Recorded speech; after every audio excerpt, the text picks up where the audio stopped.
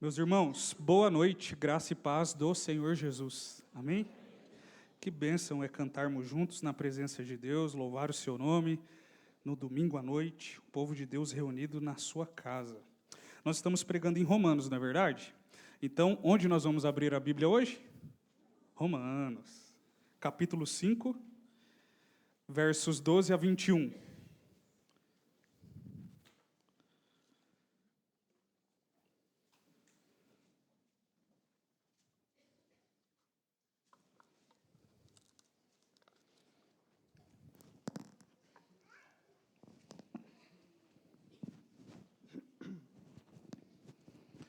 Romanos capítulo 5, versos 12 a 21. Os irmãos podem acompanhar na projeção. Minha versão bíblica, Almeida Revista e atualizada, diz assim: Portanto, assim como por um só homem entrou o pecado no mundo e pelo pecado a morte, assim também a morte passou a todos os homens, porque todos pecaram. Porque até o regime da lei havia pecado no mundo, mas o pecado não é levado em conta quando não há lei. Entretanto, reinou a morte desde Adão até Moisés, mesmo sobre aqueles que não pecaram à semelhança da transgressão de Adão, o qual prefigurava aquele que havia de vir. Todavia, não é assim o dom gratuito como a ofensa. Porque se pela ofensa de um só morreram muitos, muito mais a graça de Deus e o dom pela graça de um só homem, Jesus Cristo, foram abundantes sobre muitos. O dom, entretanto, não é como no caso em que somente um pecou, porque o julgamento derivou de uma só ofensa para a condenação. Mas a graça transcorre de muitas ofensas para a justificação.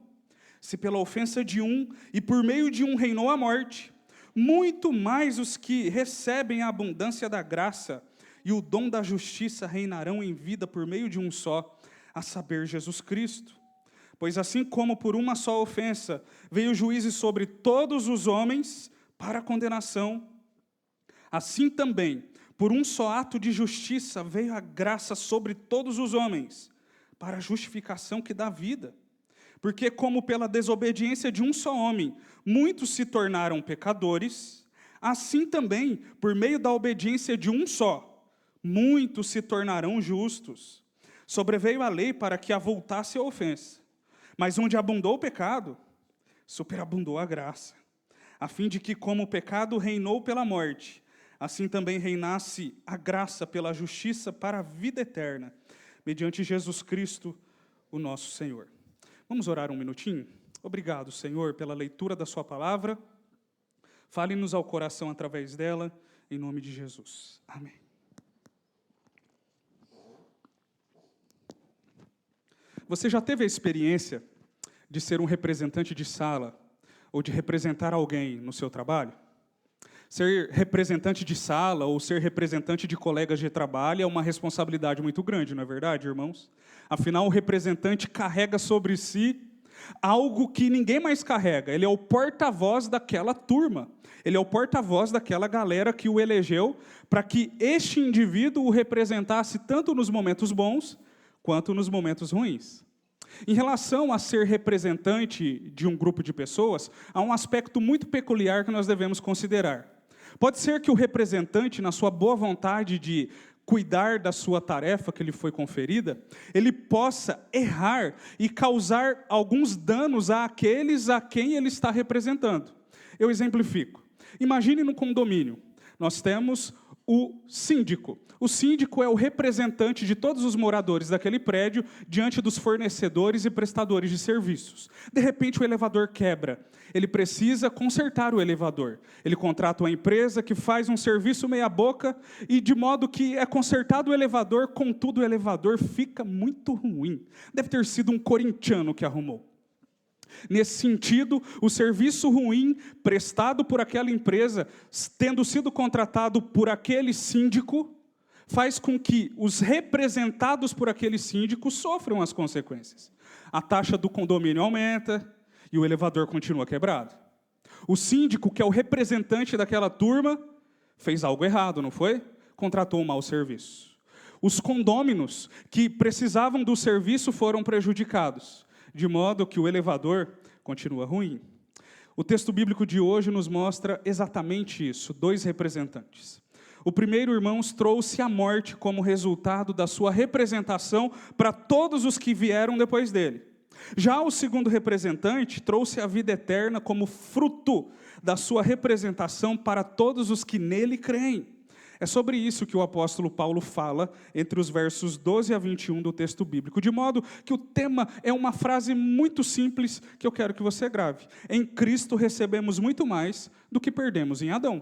Em Cristo recebemos muito mais do que perdemos em Adão. Diante dessa afirmação bíblica, nós questionamos quais são os benefícios que recebemos de Cristo. São muitos, tá? Eu vou falar de 3 nessa noite. O primeiro benefício que nós recebemos de Cristo, pelo fato de Ele ter sofrido em nosso lugar e ter ressuscitado, é que a consciência real dos nossos pecados se tornam verdadeiras. É ter uma consciência real dos nossos pecados, versos 12 a 14. Em Cristo, irmãos, recebemos muito mais do que perdemos em Adão. E o primeiro benefício que recebemos da parte dele é que temos, a partir de então, a consciência real dos nossos pecados. Veja, desde o início da carta aos Romanos, Paulo vem nos alertando e nos lembrando e deixando claro que todas as pessoas, de todas as épocas, lugares, posições e condições, são o quê? Pecadoras. E nesse instante da carta tem algo novo a ser dito a respeito desse tema? Não. Paulo está dizendo a mesma coisa, só que de maneira resumida e com outro propósito. O apóstolo aqui, nesse texto bíblico, quer nos mostrar que o homem é pecador, como ele já havia dito anteriormente, mas ele nos conta como isso foi possível e como tudo isso começou.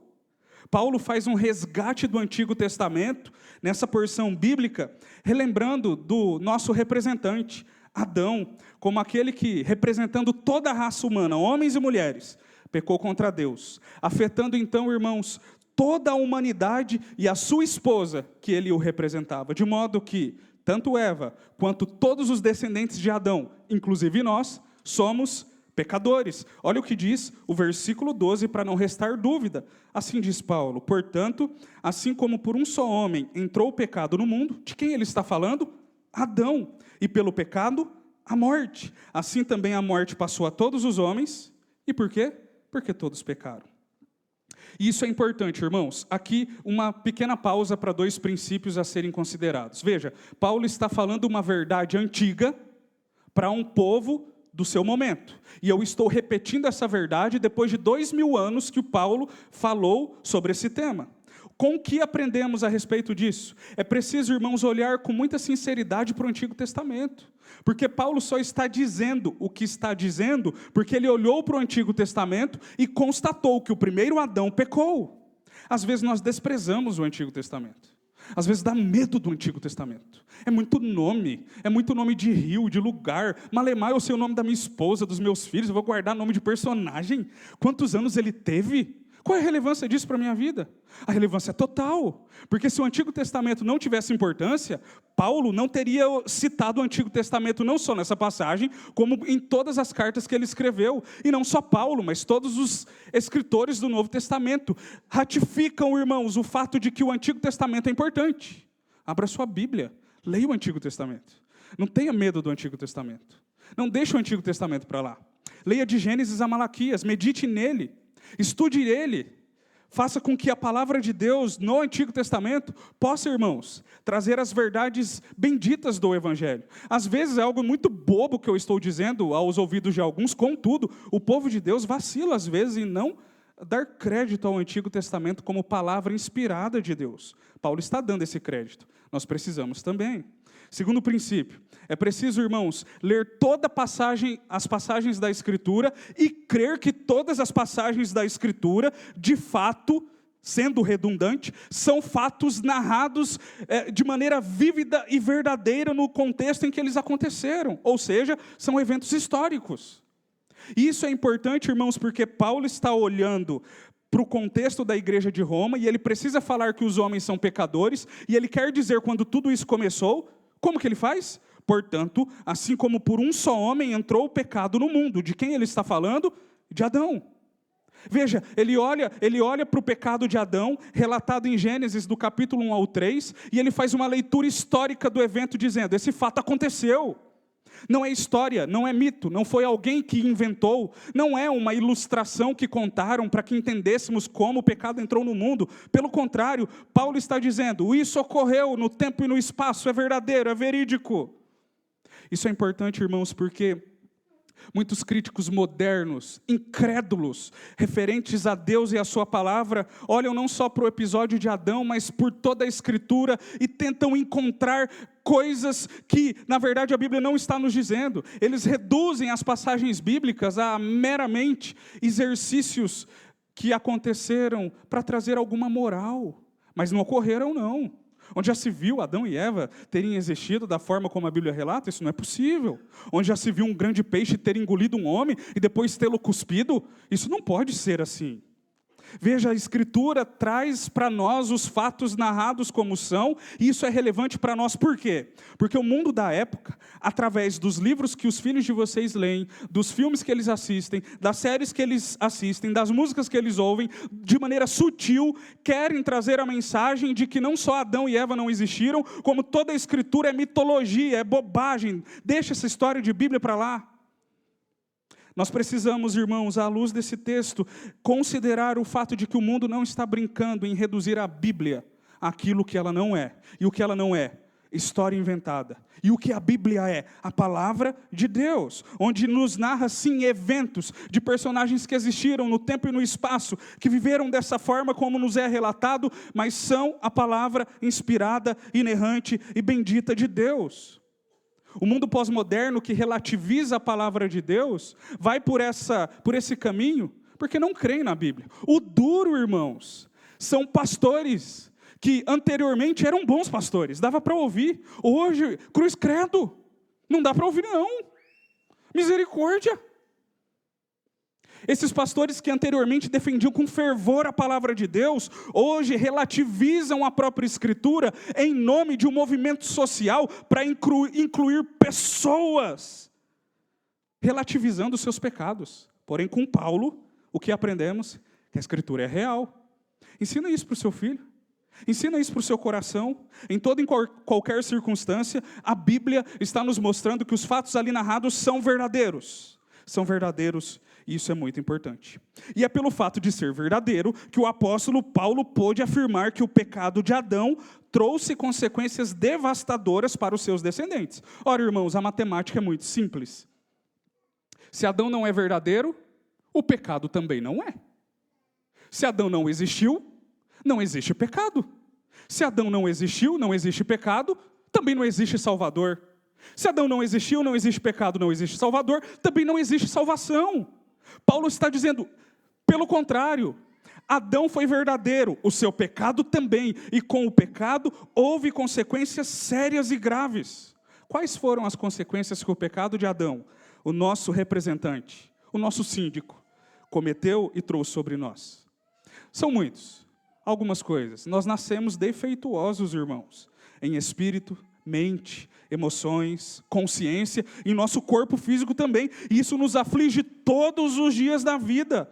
Além dessas aflições do cotidiano, a morte entrou no mundo para reinar e para trazer as suas consequências físicas e espirituais. Veja o que Paulo diz ainda no versículo 12. Assim também passou a morte a todos os homens, porque todos pecaram.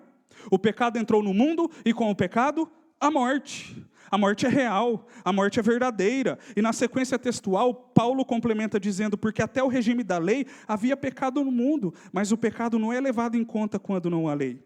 Entretanto, reinou a morte desde Adão até Moisés, mesmo sobre aqueles que não pecaram à semelhança da transgressão de Adão. A ideia do apóstolo aqui é o seguinte, mesmo antes da lei de Moisés, a morte já existia no mundo, porque a morte ela não é em decorrência da quebra do mandamento da lei de Moisés. A morte ela é em decorrência da quebra do pacto que Deus fez com o homem no Éden. A lei de Moisés só veio confirmar aquilo que já existia, de modo que a morte é verdadeira. E o apóstolo está nos mostrando quão terríveis são as consequências da morte. Mas calma, respira. Eu não sou o tipo de pregador que traz uma desgraça total no culto e termina aí. Porque o evangelho não é assim. Essa realidade apresentada por Paulo e da qual estou compartilhando com os irmãos, ela é apresentada pela palavra de Deus e precisa ser dita, irmãos. Mas ela não serve para nos atemorizar e nem para nos aterrorizar. Pelo contrário, o fato do que Paulo está dizendo aqui serve-nos como algo pedagógico, visando o quê? A justificativa desse primeiro ponto, nos conscientizar, mediante a ação do Espírito Santo, que somos pecadores. Se tem uma coisa que pecador não gosta de dizer, é que ele é pecador. Pecador gosta de dizer que o outro é pecador. Pecador não gosta de dizer que ele é pecador. Pecador gosta de olhar para os demais e dizer, bando de pecadores. Mas ele não diz para si, eu sou o principal. É por isso, irmãos, que esse texto bíblico nos conduz à realidade de que nós herdamos o pecado de Adão, nosso representante. A culpa e a corrupção que veio do pecado cometido pelo nosso primeiro pai, Adão, está sobre nós. Efésios capítulo 2, verso 3, no finalzinho do verso, sabe qual era a nossa filiação antes de Cristo? Filhos da desobediência. Assim a Escritura diz nos lábios de Paulo, éramos conhecidos antes de Cristo por sermos filhos da desobediência. Mas não somos pecadores apenas pelo fato de herdarmos a culpa de Adão. Nós somos pecadores porque também pecamos. Porque poderíamos dizer, eu sou pecador por causa daquele miserável que estava no Éden. Porque se não fosse ele, não teria pecado. Na verdade, o apóstolo Paulo não diz isso. Romanos 3:23 diz que só Adão pecou e por isso somos pecadores. Diz, todos pecaram. Quem pecou? Eu pequei. Você pecou, nós pecamos, vós pecais, todos pecam, todos pecaram e destituídos estão da glória de Deus. E por incrível que pareça, reconhecer com nossas palavras e ações que somos pecadores é um benefício extremamente importante, irmãos. Quando um crente reconhece que ele é pecador, ele está sendo abençoado. Em Adão, e nele apenas, não teríamos condições de dizer, eu sou o pecador. Pelo contrário, à semelhança dele, nós nos esconderíamos atrás de uma árvore, Gênesis 3:8. Quando ao ouvirmos a voz de Deus, nos esconderíamos dizendo, ele está me procurando, mas ele não vai me encontrar. Ou ainda, agindo como o próprio Adão no versículo 12 do capítulo 3 de Gênesis, diríamos, eu pequei sim, mas a culpa é dela. Ó. A culpa é da minha esposa. Irmãos, mas vem a boa notícia do Evangelho. Vem a notícia da graça. Vem a boa notícia que em Cristo, o segundo Adão, somos tão abençoados que podemos dizer algo em comum. Somos pecadores. E essa declaração muda tudo. 1 Coríntios, capítulo 15, verso 45, Paulo fala de dois... Tem professor de português assim? Eu não sei se é assim que fala, tá? Mas eu vou falar assim. 2 Adões. 2 Adãos. Sei lá como que fala, mas tem mais de um Adão. O primeiro Adão é o do Éden, é o do jardim. O segundo Adão é o do Getsemane. 1 Coríntios 15, 45. Tá, depois os irmãos discutem qual que é o correto de dizer. A culpa é minha. Veja, irmãos, somos pecadores. Dizer isso muda tudo. Dizer isso muda tudo porque conflitos vão diminuir dentro de casa. Os pais vão olhar com mais simpatia para os filhos e paciência e dizer, parece, mas ele não é endemoniado, ele só é um pecador. Os filhos vão olhar para os pais e vão ter mais paciência dizendo, eu pensei que meu pai e minha mãe eram super-herói. Parece, mas são pecadores. Nós vamos olhar uns para os outros com mais paciência, à luz da Escritura dizendo, somos pecadores. Não vamos tolerar pecados no sentido de que pequem todo mundo, está tudo bem, já são pecador mesmo, deixa do jeito que está. Não é nesse sentido, irmãos. É ter mais paciência, é caminhar mais uma milha, é orar uns pelos outros, é, mediante a Escritura, ser convencidos de que somos pecadores. Em Cristo nós recebemos muito mais do que perdemos em Adão. O que perdemos em Adão? A capacidade de reconhecer erros. E o que recuperamos em Cristo? A capacidade de dizer, somos pecadores. Essa é a primeira verdade. Em segundo lugar, irmãos, além de reconhecer que somos pecadores, versos 15 a 18 vai nos mostrar que nós podemos ter uma certeza. A certeza de que a graça é poderosa e suficiente para nos salvar.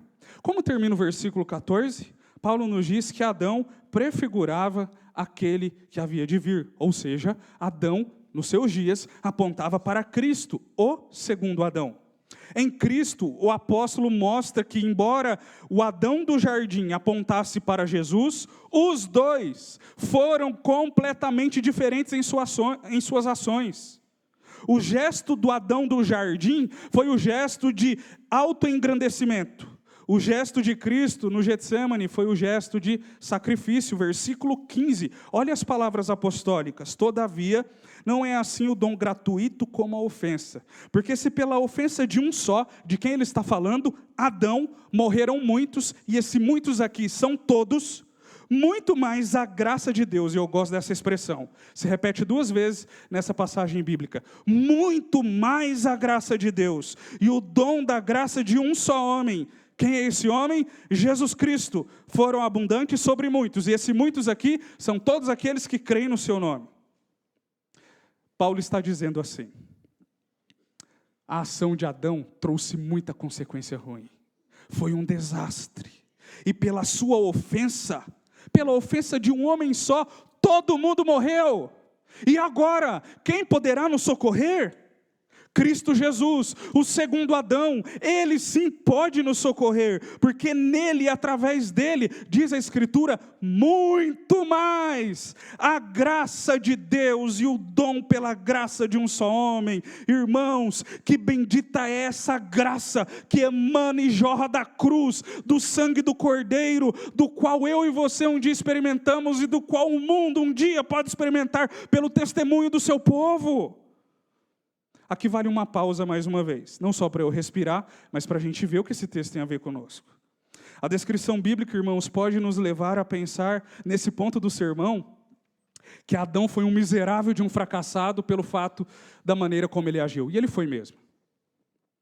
Mas é exatamente aqui que a graça de Jesus se manifesta e nos convence de que, se fosse eu no lugar de Adão, eu faria tudo igual.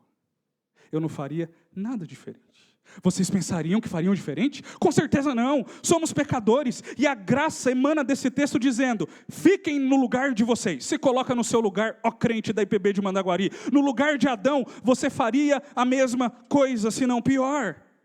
Por outro lado, a graça se manifesta de outro modo nesse texto também, nos mostrando que há esperança em Cristo. E qual é a esperança, irmãos? Que nele nós experimentamos graça salvadora. Essa mesma graça diz, fique no seu lugar, pecador, você não faria nada diferente. Essa mesma graça complementa dizendo, mas o meu filho veio e fez o que você não podia fazer. As consequências dos feitos de Cristo desfazem, irmãos, isso é muito importante. As consequências dos feitos de Cristo desfazem todas as ações de Adão. Versos 15 a 18 vão nos mostrar isso. As ações de Cristo desfizeram todas as bobagens que Adão fez.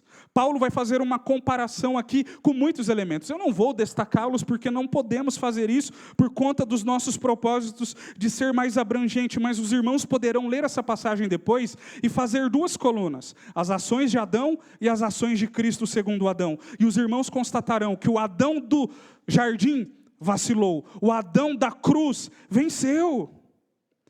O Adão do jardim, nele nós só herdamos morte física, espiritual e as dores de viver em um mundo caído e manchado pelo pecado. Em Cristo que herdamos vida, justificação e salvação. Jesus desfez o poder da morte, o poder da eficácia do pecado, justamente por sua morte e ressurreição. E toda a maldição que constava contra nós, Cristo Jesus desfez, porque Ele é o segundo Adão que ressuscitou dentre os mortos, e como bom representante, nos representou na cruz, morrendo por nossos pecados, e nos representou no túmulo, ressuscitando ao 3º dia. A graça de Cristo Jesus, irmãos, não apenas reverte os efeitos do pecado de Adão, mas ela vai além. A graça de Cristo, ela nos justifica e traz vida eterna. A obra de Cristo é infinitamente mais poderosa do que a queda que houve em Adão. Os detalhes textuais que nós podemos encontrar aqui, no versículo 17, mais uma vez o apóstolo vai dizer, olha, se pela ofensa de um, de quem ele está falando, Adão, e por meio de um só, de quem ele está falando, Adão, reinou a morte, muito mais os que recebem a abundância da graça e o dom da justiça também reinarão, só que em vida por meio de um só, a saber, Jesus Cristo. A graça não é apenas uma resposta ao pecado, é uma vitória esmagadora sobre ele. O pecado foi vencido pela graça de Cristo. É por isso, irmãos, que nós, o seu povo, devemos levantar a nossa voz e as nossas mãos e dizer: Deus, obrigado. Eu estava condenado, eu estava morto, eu estava nas trevas, mas agora eu estou na luz. Foi o Senhor quem fez isso. Isso também inunda o nosso coração de esperança, para que os nossos, aqueles que conhecemos e amamos, que outrora estavam aqui, hoje não estão mais, ou aqueles que aqui nunca estiveram, também sejam alcançados por essa mesma graça, porque da mesma forma que fomos, esses também podem. Por isso, irmãos, devemos evangelizar as pessoas. Devemos evangelizar as pessoas, porque a graça de Jesus é poderosa e suficiente para trazer salvação. Em Cristo nós recebemos muito mais do que nós perdemos em Adão. Primeira coisa que recebemos em Cristo é que nós temos condições de dizer: nós somos pecadores. Segunda coisa que recebemos em Cristo é que a sua graça, ela é tão eficaz e poderosa que ela traz salvação. E por fim, em terceiro lugar, irmãos, dos versos 19 a 21, o outro benefício que recebemos da parte do nosso Salvador é que a confiança na obediência nele nos torna justos diante de Deus. Veja, o apóstolo diz que Adão foi desobediente. Isso foi muito grave, pois ele e toda a raça humana passaram a ser considerados injustos diante de Deus. Olha o que diz o início do versículo 19. Porque como pela desobediência de um só homem, de quem ele está falando? Adão. Quantos se tornaram pecadores? Muitos se tornaram pecadores. E aqui mais uma vez, esses muitos são todos. Pela transgressão de um, muitos se tornaram pecadores. E eu quero fazer uma notinha de rodapé. Alguém pode estar se perguntando e dizendo: mas por que eu tenho que levar a culpa desse miserável? Eu não estava lá. Eu não era nascido. Por que eu tenho que levar a culpa de outro? Onde já se viu? Isso não está certo. A Bíblia está errada. Eu não estou entendendo. Esse pregador não está falando a coisa certa. Veja, irmãos, Adão era o representante legítimo e federal da raça. Nele, toda a raça humana estava sendo representada. Nele nós pecamos. Mas tem uma boa notícia.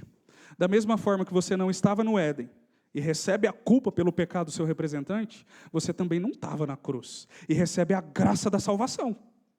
Há um outro representante a se apoiar, Cristo Jesus. E o apóstolo Paulo está nos relembrando desse bendito benefício. A beleza do evangelho repousa não na desobediência de Adão, mas na obediência de Cristo. Ainda no texto bíblico, a palavra do Senhor diz assim: assim também por meio da obediência de um só, muitos se tornarão justos. No caso de Adão, o verbo está no passado. Muitos se tornaram pecadores. No caso de Cristo, o verbo está no futuro. Muitos se tornarão justos. E nesse muitos aqui não são todos, apenas aqueles que nele crê. Qual era o nosso status antes de Cristo? Online, não é isso que eu estou falando, tá? O nosso status antes de Cristo era filhos da desobediência. Qual o nosso status agora? Justos. Nós somos justos diante de Deus. É o que a narrativa bíblica diz. Em outra passagem, ainda em Romanos, ainda na carta de Romanos, no capítulo 8, versos 31 em diante, o apóstolo Paulo faz uma sequência de perguntas, trazendo-nos respostas objetivas sobre o fato de que em Cristo nós somos justificados, e isso nos basta. Essa justiça, irmãos, ela não deriva das obras humanas, e muito menos pela lei de Moisés. Na verdade, a lei de Moisés, ela veio para nos mostrar quão desesperada é a nossa condição. Mas a graça de Cristo veio para nos mostrar quão glorioso é o nosso Salvador. A lei de Moisés não é ruim não, tá? A lei de Moisés é excelente, é muito boa, porque ela veio e disse: está vendo? Vocês são pecadores e vocês precisam de um Salvador. A lei de Moisés aponta para nós como pecadores e aponta para Cristo como a solução. O versículo 20 mostra-nos a eficácia de toda essa mensagem, que sobreveio a lei para que avultasse a ofensa. Mas onde abundou o pecado, a graça foi muito mais abundante. A partir de que momento, irmãos, nós vamos provar dos benefícios da graça? Nós provamos dos benefícios da graça a partir do momento em que nós nos convertemos ao Senhor. Antes nós pertencíamos ao reinado da escuridão, o reinado da morte. Agora nós somos súditos a outro rei, ao Rei Jesus. Agora o seu reinado é o reinado da graça, e nesse reinado nós somos abençoados por Ele, não só nessa vida, mas na vindoura também, de modo que hoje nós somos livres da culpa do pecado e do poder dele. E um dia seremos livres da presença do pecado. No princípio do sermão, não lá em Gênesis, mas no princípio do sermão, eu perguntei se você já foi representante de sala. E depois eu disse que havia 2 representantes nesse texto. Quem é que te representa? Adão ou Cristo? Não se esqueça, tá? Sob a representação do primeiro Adão, aquele lá do jardim, a inimizade com Deus, condenação certa e morte. Sob a representação do segundo Adão, o nosso Salvador, a amizade com Deus, justificação, perdão, graça e vida eterna. Porque nós pertencemos agora ao reinado do Salvador, estamos no reinado da graça e somos submetidos a Ele. E por pertencermos a esse reinado, por sermos justos, nós não podemos viver de qualquer maneira, nós devemos viver em santidade. Como isso funciona? Domingo que vem, se Jesus não voltar, a gente conta.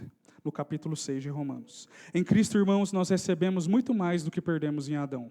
E o que nós recebemos em Cristo, que havíamos perdido em Adão, em primeiro lugar, nós recebemos a consciência real dos nossos pecados. Em segundo lugar, a certeza de que a graça é poderosa e suficiente para nos salvar. E por fim, recebemos também a confiança de que a obediência de Cristo nos torna justos diante de Deus. Que tudo isso, irmãos, venha nos motivar a viver para o Senhor em gratidão e em serviço, em todos os contextos onde nós estamos. Não se esqueça, tá bom, pecadores? Em Cristo recebemos muito mais do que havíamos perdido em Adão. Vamos orar? Você pode colocar-se em pé?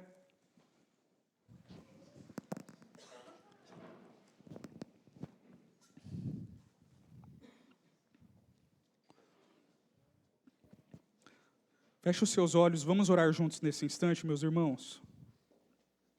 Muito obrigado, Senhor, porque o apóstolo Paulo escreveu o que escreveu nessa passagem bíblica, não só nela, mas em toda a carta aos Romanos, não só a carta aos Romanos, mas toda a Escritura aquece o nosso coração, de modo que somos convencidos que somos pecadores.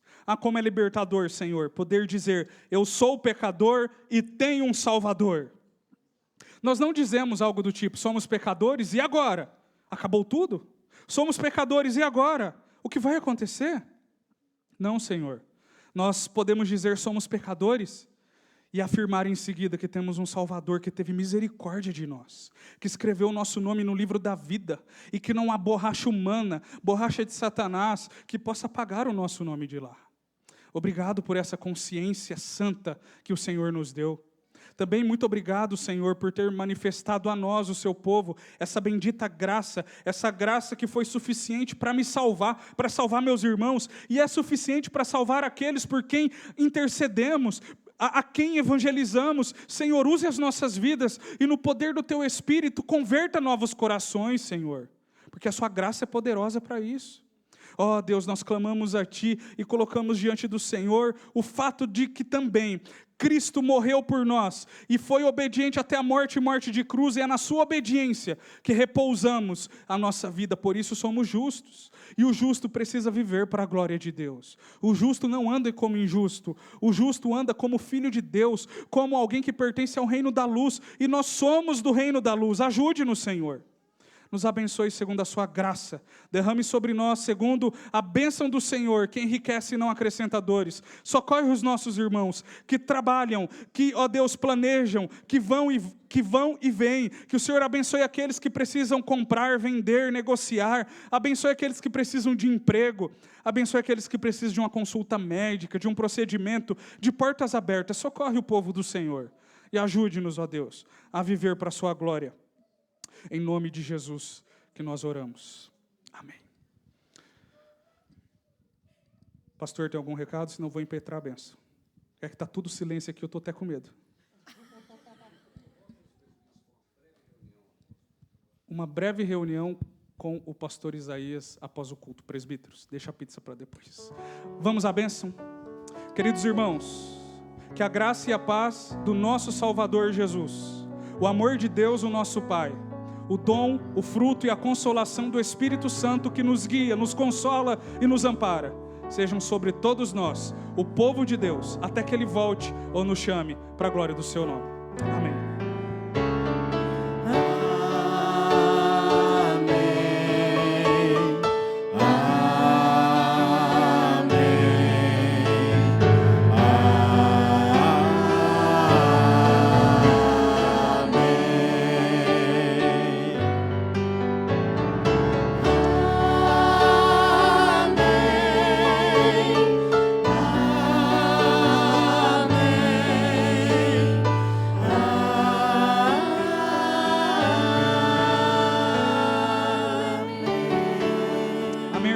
Deus abençoe. Boa semana.